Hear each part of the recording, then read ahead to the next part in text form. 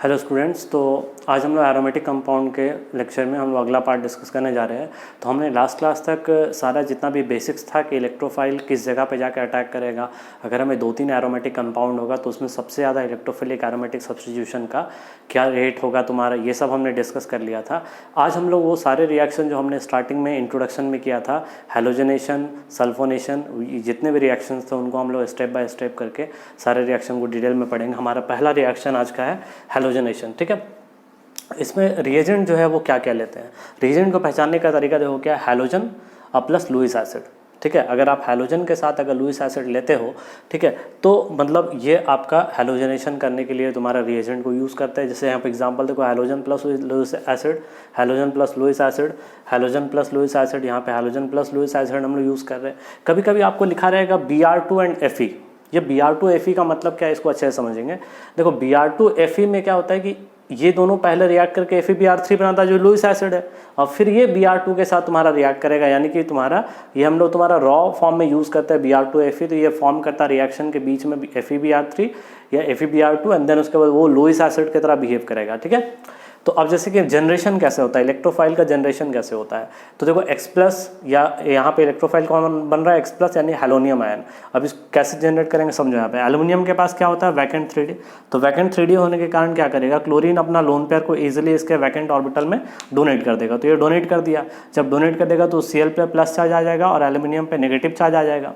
उसके बाद क्या होगा कि जो AlCl3 है वो इस Cl को लेके बाहर निकल गया, तो ये Cl पे कौन सा चार्ज आ गया, डेल्टा पॉजिटिव। ठीक है, तो यहाँ पे डेल्टा पॉजिटिव आ गया, ये LCl4 माइनस हो गया। तो इस तरह से देखो यहाँ पे इलेक्ट्रोफाइल जनरेट हो गया हमारा।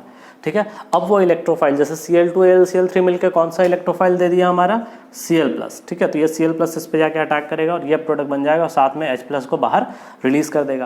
अब यही हमें देखना है कि कैसे रिएक्शन कैसे प्रोसीड कर रहा होगा। ठीक है, तो Cl2 + AlCl3 दोनों मिलकर क्या बनाया, Cl+ और AlCl4 माइनस और Cl+, जैसा कि हमने वहाँ पे मैकेनिज्म किया था E+ के साथ, तो Cl+ यहाँ पे बेंजीन के साथ अटैक किया, Cl अटैच हो गया, फिर यहाँ से अल्फा हाइड्रोजन का लॉस कर देंगे, ये हमारा बन गया Cl। तो जो हमने वहाँ पे मैकेनिज्म पढ़ा था ना, बस वहाँ पे Cl+ की जगह क्या लिया था हमने, E+ लिया था। तो सेम यहाँ पे उसी तरीके से रिएक्शन प्रोसीड करेगा। अब देखो जैसे Br2 Fe है, तो Br2 Fe जो है वो क्या जनरेट करेगा, Br+। तो बेंजीन है, कहीं भी लगा दो, तो ये आपका बेंजीन लग गया और कहीं भी हमने Br लगा दिया। ठीक है, उसके बाद देखो अगला क्वेश्चन, जैसे मान लो क्वेश्चन नंबर 2 ये है। देखो इसमें Br2 Fe है और यहाँ पे Br2 सनलाइट है। Br2 Fe कभी कभी ये डार्क भी लिख देता है। अगर सनलाइट होगा तो कैसा रिएक्शन जाएगा तुम्हारा, फ्री रेडिकल के जैसा, मतलब वो अल्केन के हाइड्रोजन को तुम्हारा लेके जाएगा, तो मतलब प्रोडक्ट बन जाएगा ये CH2Br, मतलब यहाँ के H को रिप्लेस किया। लेकिन अगर Br2 Fe होगा तो यहाँ पे कौन सा रिएक्शन हो जाएगा, इलेक्ट्रोफिलिक एरोमेटिक सब्स्टिट्यूशन। ठीक है, तो यहाँ पे Br+ जो होगा वो बेंजीन में लगेगा, तो इसके रिस्पेक्ट में ये कौन सा ग्रुप है तुम्हारा, एक्टिवेटिंग ग्रुप है। तो एक्टिवेटिंग ग्रुप है तो कहाँ कहाँ लगेगा, एक ऑर्थो पे और एक कहाँ लगेगा, पैरा पे। तो देखो एक हमने तुम्हारा CH3 ऑर्थो पे लगा दिया Br, और प्लस हमने एक CH3 तुम्हारा लिया और पैरा पे Br लगा दिया। तो Br ऑर्थो में रिपल्सन होगा यहाँ पे, इसलिए ये पैरा वाला क्या हो जाएगा तुम्हारा, मेजर हो जाएगा। ठीक है, उसी तरह से Cl2 LCl3 ये क्या है, डीएक्टिवेटिंग ग्रुप है लेकिन ऑर्थो पैरा डायरेक्टर है, तो Cl+ यहाँ पे जनरेट करेगा, तो क्या बन जाएगा तुम्हारा, ये Cl के रिस्पेक्ट में पैरा पे लग गया और प्लस एक बनेगा कौन सा, ऑर्थो प्रोडक्ट बनेगा। उसी तरीके से यहाँ पे देखो दो ग्रुप है, एक है एक्टिवेटिंग एक है डीएक्टिवेटिंग। ठीक है, तो किसके अकॉर्डिंग डिसाइड करेंगे, एक्टिवेटिंग, तो एक्टिवेटिंग अकॉर्डिंग ऑर्थो पे, और पैरा पे क्या लगा सकते हो, ये क्या जनरेट करेगा, Cl+। तो देखो हमने ये चीज़ तो सीख लिया ना कि इलेक्ट्रोफाइल एग्जैक्टली कहाँ पे जाके अटैक करेगा। तो ये सारे क्वेश्चंस को उसी तरीके से आप अप्रोच करोगे। तो यहाँ तक लिखो, और भी कुछ सवाल है और कुछ हम लोग यहाँ पे बात करेंगे फ्लोरिनेशन आयोडीनेशन का, तो उसमें हम लोग कंटिन्यू करेंगे, पहले यहाँ तक लिखो।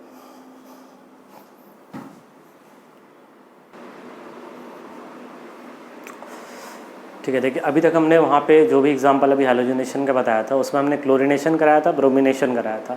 तो फ्लोरिनेशन और आयोडीनेशन का केस क्या होता है, इसको थोड़ा अच्छे से समझेंगे। एक्चुअली फ्लोरिनेशन के साथ रिएक्शन काफ़ी ज़्यादा एक्सप्लोसिव होता है, तो एक्सप्लोसिव होने के कारण रिएक्शन को कंट्रोल वे में हमेशा हम लोग कैरी कराते हैं। लेकिन इवन दो मोनोफ्लोरिनेशन का चांसेस काफ़ी कम होता है नॉर्मल कंडीशन में, यानी कि आप फ्लोरिनेट कराना चाह रहे हो बेंजीन के साथ, तो एक से ज़्यादा H रिप्लेस हो जाता है due to highly reactive F+, क्योंकि F पे प्लस है तो ऑब्वियसली तुम्हारा क्या होगा, हाई बोल सकते हैं, इसका इलेक्ट्रोफिलिक नेचर होगा काफ़ी ज़्यादा। तो इसलिए क्या करता है ये सिर्फ एक H को नहीं, एक से ज़्यादा H+ को भी रिप्लेस कर सकता है फ्रॉम बेंजीन। तो इसलिए मोनोफ्लोरिनेशन जनरल कंडीशन में बहुत कम पॉसिबिलिटी होता है, इसलिए हम लोग फ्लोरिनेशन के लिए तुम्हारा ज़्यादातर इस रिएक्शन को यूज़ नहीं करते हैं। हम लोग क्या कराते हैं जनरली क्लोरिनेशन ब्रोमिनेशन करा के अब बाद में हैलोजन एक्सचेंज मेथड से हम लोग उसे रिएक्शन करा सकते हैं, लेकिन उसका भी दूसरा तरीका होगा। आप डाइजोटाइजेशन करा के वहाँ से जा सकते हो फ्लोरिनेशन के लिए, वो हम लोग पढ़ेंगे तब बात समझ में आएगी कि फ्लोरोबेंजीन बनाने का बेस्ट मेथड क्या है। ठीक है, उसके बाद आयोडिनेशन के साथ रिएक्शन काफ़ी ज़्यादा स्लो हो जाता है, तो रिएक्शन को फास्ट करने के लिए हम उसमें कुछ ऑक्सीडाइजिंग एजेंट जैसे कि HNO3 ले सकते हो, KMnO4 ले सकते हो, इस तरह का ऑक्सीडाइजिंग एजेंट वहाँ पे यूज़ हम लोग कर सकते हैं। ठीक है, तो ये हमने यहाँ दोनों पॉइंट मेंशन कर दिया है। ये एग्जांपल देखो, आयोडीन के साथ हमने HNO3 ले लिया तो आयोडोबेंजीन यहाँ पे बन रहा है। अब एक चीज़ और यहाँ पे ध्यान से देखो कि OCH3CHO है। अब देखो ध्यान से कि ये कैसा ग्रुप है, तो ये भाई एक्टिवेटिंग ग्रुप है और ये कैसा है, डीएक्टिवेटिंग ग्रुप है। ये कौन सा इलेक्ट्रोफाइल जनरेट करेगा, Cl+। देखो हमने कहा था ना कि आपको इलेक्ट्रोफाइल पहचानने में ज़्यादा दिक्कत नहीं होगा, आपको तुरंत पता चल गया ये दोनों मिलकर Cl+ देगा। दिक्कत होता है कि वो Cl+ को लगाओगे कहाँ पे। ठीक है, यही सबसे इंपॉर्टेंट पॉइंट था। ये लास्ट क्लास में हमने बहुत डिटेल में डिस्कस किया था। अगर आपको यहाँ पे नहीं समझ में आ रही है बात तो पहले आप लास्ट लेक्चर को जरूर जाके देखना। ठीक है, इसके पहले वाले लेक्चर को देखोगे तब समझ में आएगा बात कि एग्जैक्टली Cl+ जो है वो किस पोजीशन पे अटैक करेगा। तो अब देखो ये एक्टिवेटिंग ग्रुप है तो इसके रिस्पेक्ट में ऑर्थो पोजीशन हो गया और ये पैरा पोजीशन हो गया। तो पैरा पोजीशन में तुम्हारा ज़्यादा जाएगा, इसलिए हमारा जो यहाँ पे प्रोडक्ट बन जाएगा वो प्रोडक्ट क्या हो जाएगा, OCH3 और यहाँ पे पैरा पे क्या लग गया, Cl लग गया और यहाँ पे CHO। ठीक है, तो इस तरीके से तुम्हारा क्वेश्चन को हम लोग अप्रोच करेंगे और बाकी तुम्हारा सारे क्वेश्चन को इसी तरीके से बनाओगे। ठीक है, जैसे मान लो ये क्वेश्चन को देख लो। ठीक है, ये क्वेश्चन आपका मेंस में आया हुआ एक बार। ठीक है, 14 नंबर। सिमिलर क्वेश्चन नंबर 11 मैं यहाँ पे इसे बना दे रहा हूँ। ये दोनों मिलकर कौन सा इलेक्ट्रोफाइल जनरेट कर रहा है, Cl+। अब Cl+ कहाँ लगेगा। ठीक है, अब देखो C डबल बॉन्ड O ये कैसा है, डीएक्टिवेटिंग ग्रुप। ऑक्सीजन के पास लोन पेयर ये कैसा है, एक्टिवेटिंग ग्रुप। तो ऑब्वियसली इसी वाले रिंग में आएगा, इसके रिस्पेक्ट में ऑर्थो और इसके रिस्पेक्ट में पैरा, तो पैरा पे लग जाएगा आपका Cl+।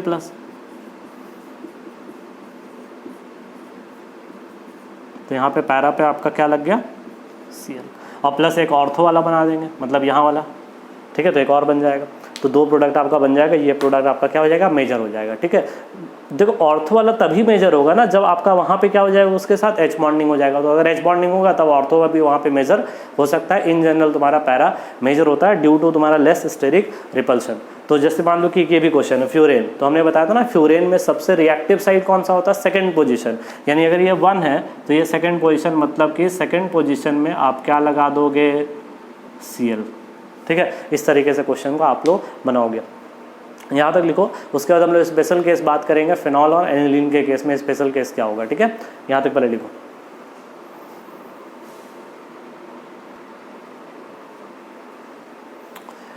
ओके, अगला केस हमारा है कि फिनॉल और एनिलीन के केस में हैलोजन को क्यों स्पेशल केस माना जाता है। ठीक है, तो आइए हम लोग यहाँ पे देखते हैं। सबसे पहले देखो फिनॉल हमने लिया, फिनॉल को हमने हैलोजनेशन कराया Br2 in presence of CS2। CS2 मतलब क्या है, नॉन पोलर सॉल्वेंट। तो प्रोडक्ट बना ऑर्थो पे एंड पैरा पे।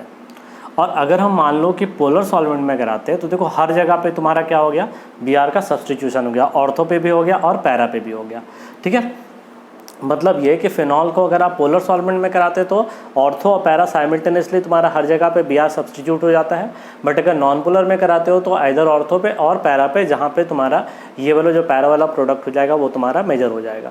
ठीक है, अब इस केस में बात करते हैं। NH2 में देखो आप हैलोजनेशन ब्रोमीन ले रहे हो, ये आइदर नॉन पोलर में या पोलर में, दोनों में ही प्रोडक्ट वही बन रहा है। ठीक है, ऑर्थो पैरा हर जगह साइमल्टेनियसली तुम्हारा क्या आ जा रहा है, ब्रोमीन आ जा रहा है। ठीक है, तो अब होता क्या है कि अब इसके पीछे क्या रीज़न है, इसको हम लोग थोड़ा सा बात करते हैं। सबसे पहला कि फिनॉल जो है वो नॉन पोलर सॉल्वेंट में तो तुम्हारा ऑर्थो पैरा बना रहा है, पोलर सॉल्वेंट में तुम्हारा ये बना रहा है। इसका मैकेनिज्म अभी देखेंगे तो ये बात समझ में आ जाएगा। एनिलीन के केस में क्या होता है कि चूंकि NH2 हाईली एक्टिवेटिंग नेचर का होता है, तो हाईली एक्टिवेटिंग नेचर के कारण NH2 का ये चाहे नॉन पोलर में कराओ चाहे पोलर पे कराओ, ठीक है, ये इतना ज़्यादा तुम्हारा इसका नेगेटिव चार्ज तुम्हारा रिंग पे जाता है कि ऑर्थो और पैरा पे साइमल्टेनियसली तुम्हारा नेगेटिव चार्ज आ जाता है, जिसके कारण ठीक है क्या होता है कि जब Br+ जनरेट हो रहा होता है तो तुरंत Br+ क्या करता है, ऑर्थो पैरा पे साइमल्टेनियसली अटैक करना शुरू कर देता है। तो इसलिए ये प्रोडक्ट फॉर्म करता है। तो ये NH2 के केस में ऐसा क्यों हो रहा है, दोनों ही सॉल्वेंट में, क्योंकि NH2 जो है वो हाईली एक्टिवेटिंग ग्रुप है। ठीक है, अब उसके बाद हम लोग बात करते हैं कि ब्रोमिनेशन जो है, सबसे पहले फिनॉल की बात कर रहे हैं कि हम लोग पोलर सॉल्वेंट में अगर हम बात करें तो क्या होता है, ठीक है, ये हम लोग फिनॉल का बात कर रहे हैं, ठीक है। तो Br2 प्लस H2O दोनों मिलकर क्या बनाता था, तो दोनों मिलकर आप लोगों को याद होगा ये HOBr फॉर्म करता था, और HOBr जो है वो ब्रेक हो सकता है किसमें, HO माइनस में एंड Br प्लस में। तो HO माइनस जो है वो इसके एसिडिक H को लेके जा सकता है, तो एसिडिक H लेके गया तो क्या बन गया O माइनस। अब तुम ये सोचो कि फिनॉल और O माइनस यानी OH ग्रुप है और O माइनस दोनों में ज़्यादा एक्टिवेटिंग कौन हो गया, O माइनस ज़्यादा एक्टिवेटिंग हो गया, ठीक है। तो उसके मोर एक्टिवेटिंग नेचर के कारण क्या होता है कि ऑर्थो और पैरा पे इतना ज़्यादा इलेक्ट्रॉन डेंसिटी जमा होता है कि साइमल्टेनियसली ऑर्थो और पैरा दोनों में ही तुम्हारा क्या होता है, हैलोजन जाके अटैक करने लगता है। तो वो मैंने यहाँ पे तुम्हारा एक्सप्लेन कर दिया है कि OH माइनस के प्रेजेंस में जो फिनॉल है वो कन्वर्ट हो जाता है फिनॉक्साइड आयन में, जो कि ज़्यादा एक्टिवेटिंग नेचर हो जाता है विथ रिस्पेक्ट टू फिनॉल, और इसलिए तुम्हारा साइमल्टेनियस अटैक होता है हैलोनियम आयन का at ortho and para position, ठीक है। तो इसके बाद अभी हम लोग कंटिन्यू करेंगे, पहले यहाँ तक आप लोग नोट करो।